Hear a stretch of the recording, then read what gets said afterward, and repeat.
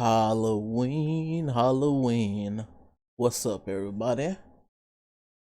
Welcome back to the channel. It's your boy Duck, and we're about to react to true Halloween horror stories. And I made it.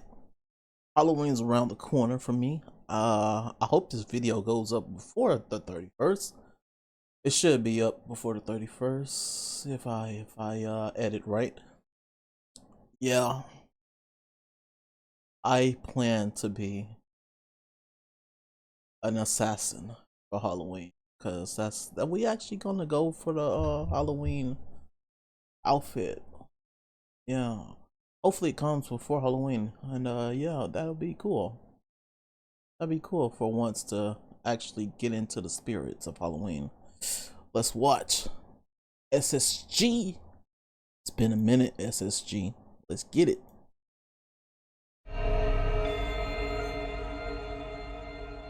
Behind the mask. My name's Oliver Scott, and before I begin the story of Halloween night in 1994, West Hollywood, California, I'd first like you to know, to tell this story of Halloween night and truly capture the horrors it entails, anyone listening would first have to disregard everything they believe and accept a new reality. A reality that things we feared as children, the things we heard about in ghost stories, and the things we eventually grew to believe were make-believe, are in fact as real as you and I, but are simply so terrifying that, over time, the world has chosen to believe they're not. The date was October 31st, 1994. And just like every year before that in West Hollywood, California, excitement and buzz had filled the air, building up for days and weeks, all in anticipation of what would be the best time of our lives. The final night of Halloween. There must have been like 6 different parties going on that night, but my friend Martin had managed to get us invites to the Grimsley Estate party, which was insane at the time because not only was the party thrown at the huge Grimsley Manor up in Beverly Hills, but everyone knew it had the best people, costumes, and vibes you could ask for at a Halloween party. Martin called around 8 p.m. to tell me he and my other friends, Jacob and Randy, were headed to pick me up at 9 p.m. So I took a quick shower, threw on my costume as Eric Draven from The Crow, and lit a cigarette while waiting on the porch for the guys to arrive. The van pulled into my driveway at exactly 9 p.m. that night, and as I stood up to get in the back of the van, Martin quickly stuck his hand out the window and hit the cigarette out of my hand before saying, "Come on, man, you already know I hate when you smoke around me. No way you're bringing that shit into my van." I simply laughed and got into the van, as it wasn't the first time he'd done that, and I honestly didn't care as I just wanted to get to the party without ruining the mood. The 3 of them had gone with pretty basic costumes that night. Martin went as Jason from Friday the 13th, Jack as Michael Myers, and Randy as Freddy Krueger. "Damn, you guys should have told me it was a masked party. I would have chosen a different costume," I said jokingly. After 20 minutes of jokes and getting hyped for the party, everyone stopped in silence as we arrived at the massive gates of the Grimley Estate. 2 men stood at the gate to check invitations, and after that, we drove slowly into the estate and toward the huge white mansion sitting in the middle of it, with loud music, flashing lights, and the sound of partying teenagers filling the air. We stopped the van not too far from the Grimsley mansion, and stepping down was like stepping into another world. The house was massive, 3 stories with high windows that seemed to go on forever, and enough land that you could probably get lost just walking around the property. The driveway alone was big enough to fit a dozen cars, and the whole thing looked more like a hotel than a home. It had those tall white columns you only see in old money estates, and while the estate itself was eerily dark, the house was lit up so bright it almost felt like daylight. We walked into the house around 9:45 p.m., and after about 20 minutes of standing around and getting drinks, the guys and I eventually split up. I ended up meeting a girl named Darla in one of the upstairs rooms. The both of us instantly hit it off, and we spent the rest of the party drinking, dancing, and just having a good time. Eventually, I needed to use the bathroom but had no idea where to go, so I asked, "Hey, I gotta use the bathroom. You know where it is?" She nodded and said, "Yeah, there's 3 downstairs and 2 up here, but those ones probably have lines, so it'd be smart to head downstairs." I raised an eyebrow a little confused by how well she seemed to know the place. "You come here a lot?" Red flag. I asked. "Well, I guess you could say that. I'm Darla Grimsley. This is my house." Oh. The revelation at the time was pretty surprising to me, but I didn't want to make it weird, so I simply responded by saying, "That's cool. Well, I'm going to find that bathroom now," before heading downstairs to find my friends. The party was in full swing by then. Lights were flashing, the music was loud, and everyone was drunk and in costumes, making it almost impossible for me to pick anyone out of the crowd. After a while, I gave up on trying to find my friends and decided I'd meet up with them later, heading to a quieter section of the house where I assumed the bathrooms would be. Instead, I ended up in a long hallway that had multiple doors lining both sides. What really caught my attention, however, was a huge wooden door at the end of the hall. Of course. It looked ancient, With a with pentagram all of on these that bitch? strange markings carved into it. Nothing too extraordinarily creepy, I don't think but so. weird enough to draw my attention even more. Now, I don't know what it was, The but boss star. something about the door or whatever was behind it just pulled me toward it, and without even thinking, I placed my hand on the large metal knob to open it. Right then, I heard Darla's voice interrupt from behind. "That's not the bathroom." I turned around in confusion as I couldn't understand why I even tried opening the door in the first place. Darla then proceeded to walk toward me in the door, and I smiled awkwardly before telling her, "Yeah, I'm sorry, I think I got a little lost. Just couldn't find a bathroom." She took my hand and replied, "Well, you definitely don't want to go in there. Come on, I'll show you where to go." After that, we went back upstairs. Bruh. I used the bathroom, Okay. and then I spent the rest of my time at the party with Darla before deciding it was time to leave around midnight. The guys and I had agreed we'd leave the first Halloween party at midnight, as we had planned to head out to another party and meet up with the rest of our friends. I said goodbye to Darla and headed downstairs to the van, but surprisingly, no one else was outside when I got there. I figured they were still inside, so I headed back into the house and decided to wait on the couch next to the door until they were done. I thought you was with them. After What the 5 minutes of waiting, however, the three of them emerged from the hallway with the wooden door, and I waved for them to meet me outside as I assumed they'd want to say goodbye to some people, and I wasn't really feeling the need to hang around. The ride to the next house was oddly quiet for some reason, and while at first I tried making conversation, asking about their night, it was obvious none of them were in the mood for small talk, so I realized there was no point. All three of them had their masks on since we left the party. What Martin the and Jack, who hell? were both sat up front, remained silent, eyes That's fixed on the super road, red and Randy, flags. who was at the back with me, None was of just them are your sitting there friends. staring at nothing. I assumed their bad mood meant they weren't up for the next party we were headed to, so I said, "Hey, if you guys aren't up for the next one, we could always just go home." None of them reacted to what I said, and after that, I decided I didn't really care what their issue was. So I leaned back, rested my head on the van, and lit a cigarette to smoke while we drove in silence. This is another. The drive to the next party That's another red flag. You're able to smoke without the dude in the freaking front seat saying anything?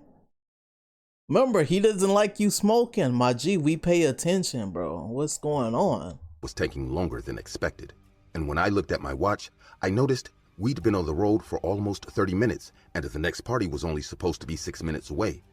I can't tell if I was starting to sober up or if it was something else, but I suddenly began to notice a few things that made everything feel off. For starters, none of my friends had moved or said a single word for the entire ride. Randy especially stood out as he hadn't taken his eyes off the wall of the van the whole time.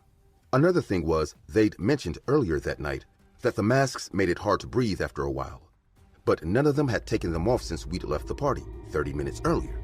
Despite this, however, the most bizarre thing that almost confirmed my thinking it suspicions too. that night was when I realized I had just smoked 2 whole cigarettes in the back And of Martin's he van didn't say a and damn didn't say a thing? word. That was when it really clicked. Nigga, Whoever none those of them people in the van with me motherfuckers were, are your They weren't friends. my friends. As I started to wrap my head around the nightmare I was in, my mind raced with a million questions, trying to make sense of what the hell was going on. Panic was creeping in, but I forced myself to stay calm. I knew the smartest thing to do was to keep it cool, pretend I didn't know what was really happening. But deep down, I knew I couldn't keep that up forever. At some point, I'd have to act, as I had no idea who those people were or where they'd been taking me for the past half an hour. I looked out the window and noticed we'd gotten farther away from the city, with barely any lights outside. It hit me that if they took me wherever they were headed, I wouldn't stand a chance against all three of them. So I mustered up whatever courage I had in the moment and got up, moving towards the two guys in the front. "Hey man, I need to pee really quick. Can we stop here?" I said after tapping the driver's shoulder. He kept driving with no reaction, eyes fixed on the road like I hadn't said a word. I opened My the door. My throat began closing up as fear gripped me. I ain't gonna but jump I out, forced but I'll myself open to get the the door. next words out. "Dude, I said I need to pee. Pull over." Again, no reaction. And at that point, I knew whoever they were, they had no intention of letting me out. I remained standing between the two imposters at the front, and after getting no sign of a response from either of them, I did the only thing I could do and said a quick prayer before grabbing onto the steering wheel, struggling with the driver, and forcing the van off the road. The van slammed jarringly, and I was thrown back into the rear end, hitting my head hard on the floor. My skull felt bruised from the impact, and I felt a sharp sting from a cut on my head. Airbags weren't exactly standard at the time, so I had no idea what had happened to the two guys up front. All I knew was I had to get out of there, and fast. Getting up wasn't easy as my head was banging. There was a constant ringing around me, and I could barely walk. Still, I managed to stumble out the back of the van and noticed we were just leaving the city limits, about 1 kilometer into the forest. My breath was short and my vision blurred as I began walking towards the city. You could barely walk. Before I could make any real distance, though, I felt something cold and tight grip on my leg. I looked down to the horrific sight of who I thought was Martin holding on to me. But it wasn't Martin. Both his legs were broken so badly, I could see the bones sticking out, and his other arm lay on the floor a few feet away, surrounded by a trail of some thick liquid he had dragged with him from the wreck. He looked up at me, and I stepped back in horror as the broken mask revealed some sort of creature underneath. Its face was an extremely dark green, covered in slime, and its eyes, or at least what should have been his eyes, were brown orbs covered in scales, fixed on me. The creature opened its mouth to let out a terrible screech while reaching for me. In pure shock, I stepped back hurriedly and fell to the ground. Nothing about this made sense to me. I could barely breathe, but all I could think was, what the hell is that thing? And how exactly I was going to escape when I could barely walk. My eyes remained fixed on the creature crawling toward me, but out of the corner of my eye, I noticed another one walk out of the back of the van before approaching me slowly. The thing had a limp, and its mask was completely gone, revealing the horrific-faced creature I had seen earlier that night. At that point, I was in total panic, and no matter how hard I tried to get up, I just couldn't move. So I accepted my fate, laid back on the cold floor, and waited for the horror movie to come to an end. Suddenly, out of nowhere, a car's bright headlights lit up the whole area. After stopping on the road beside me, I could hear footsteps approach before lifting me and helping me towards the car. Confused, I looked back as I didn't understand why the creature hadn't killed me. But shockingly, they were both gone. The destroyed van, as well as the trail of liquid from earlier, were still in place, but the two creatures had completely vanished, as if they had never been there. Whoever had saved me gently placed me into the backseat of the car, and when I turned to see who it was, I was shocked to see Darla shut the door and head to the driver's seat. Honestly, at the time, I couldn't decide if I was dead, hallucinating, or losing my mind, but in the 20-minute ride that night, Darla assured me I was very much alive before revealing the chilling secrets of Halloween night and what I had just witnessed. See, according to Darla, decades ago before October 31st became Halloween, it used to be a sacred day when all people who practiced the occult would meet up and offer sacrifices to their respective deities. It was believed that after the rituals during the day, demons and creatures of the night would roam among them all night. So believers would have to paint their faces or wear masks in order to blend in and avoid being possessed. Over time, however, witchcraft was slowly cracked down on, and as a result, a few occult families came up with the idea of Halloween and presented it to the community. They claimed it'd be a way for history to replace the dreadful day with something celebratory, but the reality is far darker than that. The purpose of this so-called celebration is simply to disguise what they were doing, and to this day, Halloween is still a sacred day for the occult worshippers, only this time, no one knows who they are or what demons roam among us at night. Darla went on to reveal that her family had been involved in the occult for generations, And the Halloween party was the method for sacrifices to be given without suspicion. That being said, she explained my friends had been sacrificed the moment they walked behind the wooden so your door, friends are dead. and the creatures I had seen that night were demons that had taken over their bodies, probably planning on eating me or using me for something unspeakable. The more she spoke, the more my mind raced, struggling to process the horror of everything I had been through. I remember my whole body trembling in fear, and once we got to the hospital, we told them I had been in a car accident, and they admitted me for treatment overnight. The next day was the worst day of my life. Martin, Randy, and Jack were all declared missing, and I watched in silence as their parents prayed and searched, desperate for answers for years to follow. I couldn't say anything, and I wasn't going to. The memory of that night and my friends continued to haunt me for years, but eventually, something changed. Over time, Darla's presence in my life became more than just a reminder of that horrific night. She was the only one who understood the weight I carried, and we got married 2 years after the incident.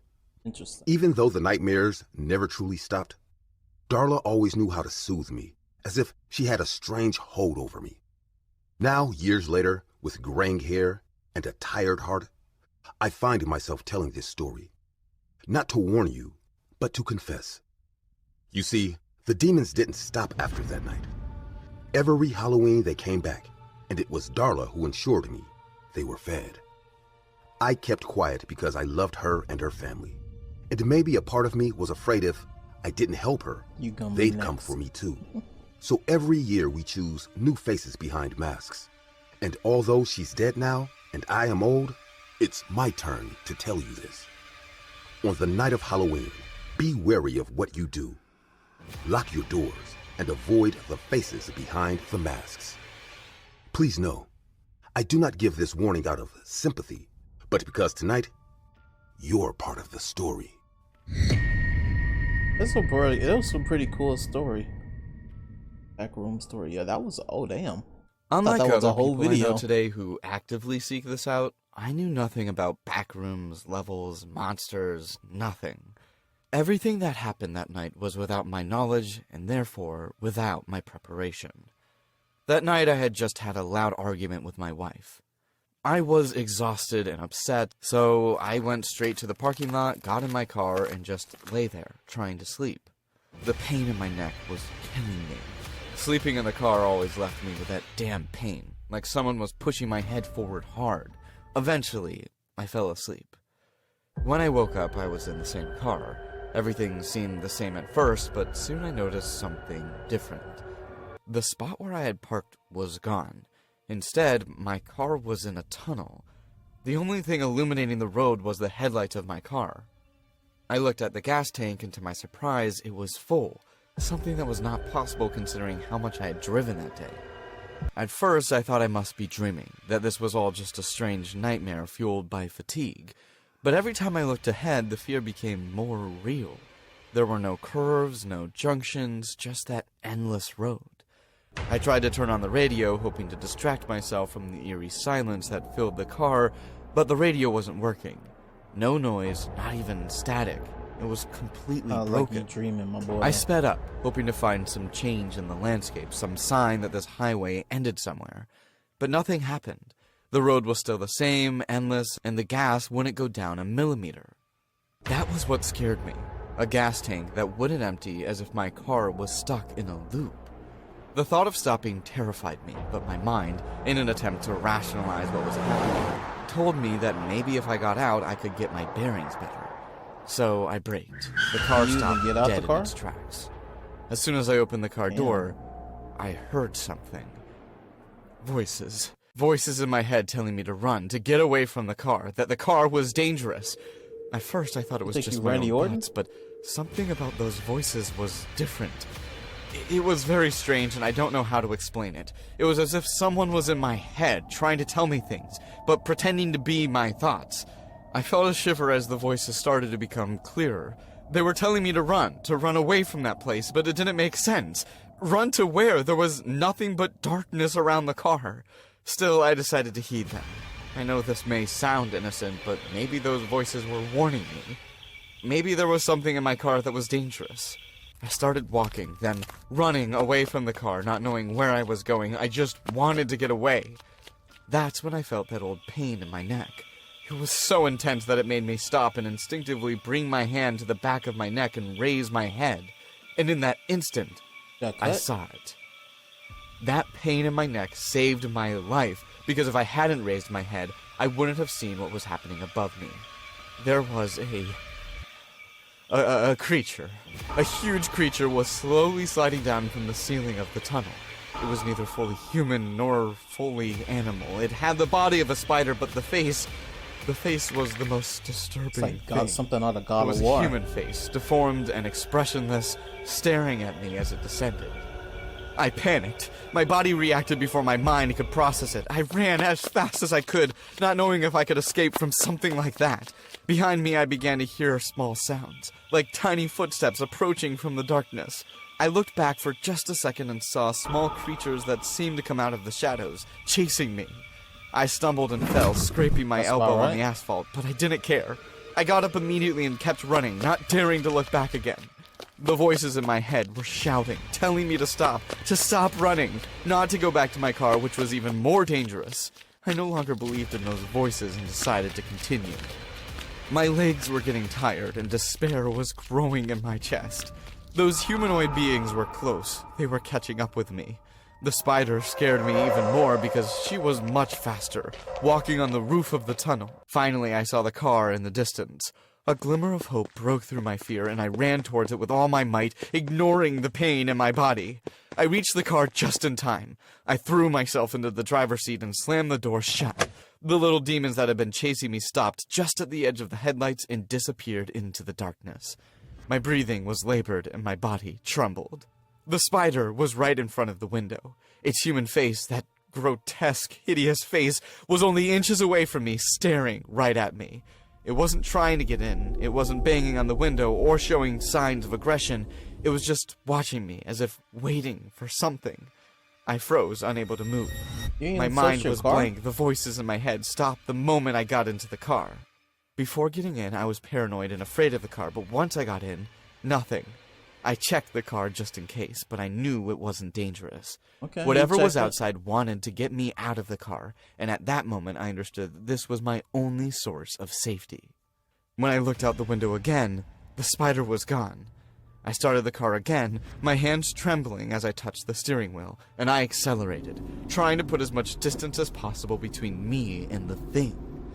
The car sped forward, but the road didn't end. The eyes of the creatures glowed in the darkness to the sides, but none of them dared to approach the car. It was as if they were afraid of it, or at least of something in it. With each passing minute, the tension became more unbearable. Time seemed to lose meaning. There was no sunrise, no exit signs, nothing to indicate that this damned road would come to an end. My mind was starting to wear out, and exhaustion was getting the better of me. I couldn't go on like this forever. I had been driving for hours at full speed. And then, I saw it. At the end of the road, a wall appeared out of nowhere. I tried to brake, but the car didn't respond fast enough. I crashed. The impact was brutal, but right at the moment of the hit, I opened my eyes. I was back in the parking lot, right where I had fallen asleep. I relaxed and tried to calm down. I thought it had all been a dream. But when I looked at my elbow, I saw the injury I had sustained when I fell on the road. After that night, I began to investigate. I discovered that what I had experienced was real. The back rooms were real, and there were more people who had gone through something similar. I don't know why I had been taken to that place, but I did know one thing. Those beings that stalked me in the tunnel were afraid of the car. There was something about it that kept them away. What terrifies me most, however, was another discovery. While I was inquiring about the back rooms, I found out that everyone who reached level 69 had some kind of car breakdown. Do you know what that means? I only had a broken radio, but others had their lights or, even worse, their engine failed. I could only imagine how terrible it would have been if that had happened, since all the way I drove the car, maybe those people tried to walk it? Needless to say, no one survived to tell the tale. Okay. I don't even know what the hell a backstory is. Maybe I should look that up or something. That first one, holy Crap, that one's a good story. That was a good story. No. The comment section does not let me know the second story. I don't know what Backroom is, but okay. I guess. Alright. That was True Halloween Stories. Animated. That was cool. That was cool. Well, hope you guys enjoyed that. Be safe out here on Halloween, and I guess you could believe more than reality. That's what they want you to do in that story. Always keep your options open. Yeah. Thank you guys for watching. I'm out. Peace.